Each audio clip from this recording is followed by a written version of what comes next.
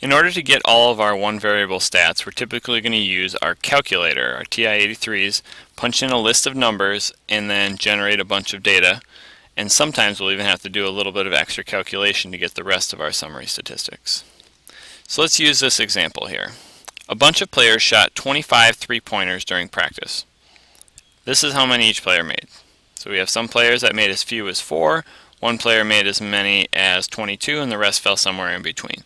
This list of numbers is called a quantitative distribution. The thing that we need to do to actually start doing some number crunching on this data is take all of these numbers and put them into our calculator.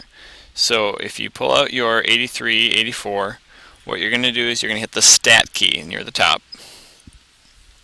And the first option you'll see right away is edit, so you can hit enter.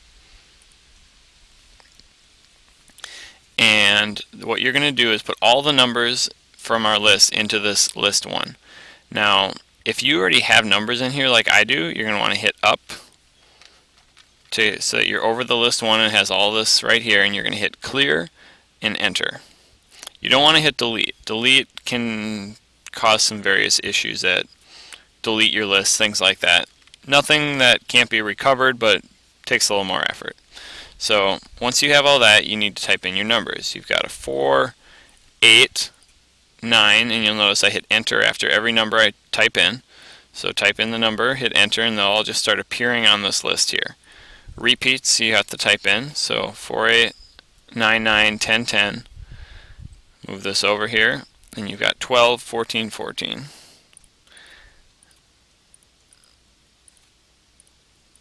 And then 17, 22.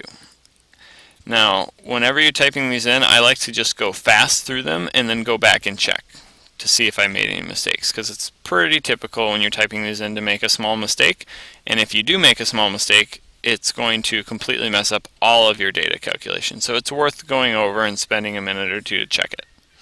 So 4, 8, 9, 9, 10, 10, 12, 14, 14, 17, 22. So they are all correct, and I have none at the bottom. Once you do that, we're going to go back to the calculator functions. We're going to go to stat again, but this time we're going to arrow over one to calc. And at the very top we see one var stats, so we're going to hit enter. And then for some of your calculators it'll be a screen like this. For others you'll have some options and you'll need to hit calculate at the bottom. If yours looks like mine, just hit enter again. And all of this stuff will appear on your screen. And what you'll be able to do is hit the down arrow to scroll through all the way to the bottom. The max is the last one, or go back up, and the X bar, the average, is at the top. So this is all the data you'll see in your screen. The first one, X bar, is your mean. So whenever you see an X with a line across it, we usually call that X bar.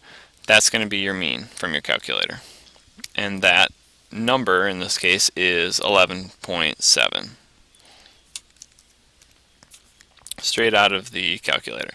Same thing with standard deviation. You can get it straight out of the calculator. It's your sigma x is typically what it's going to be. Sometimes we'll use that sx, but we'll talk about that later.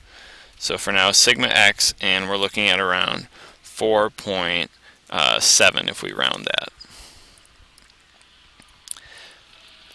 Then the 5-number summary. This comes straight from the second part down below here. So you have your minimum, quarter 1, median, quarter 3, and maximum. We'll talk about what they all mean a little bit later, but for now you can copy them straight out of your calculator. 4, 9, 10, 14, 22.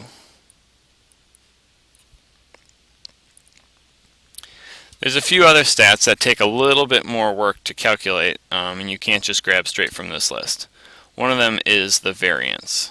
This is a measure of spread that we won't talk about a ton, but all it is the standard deviation squared.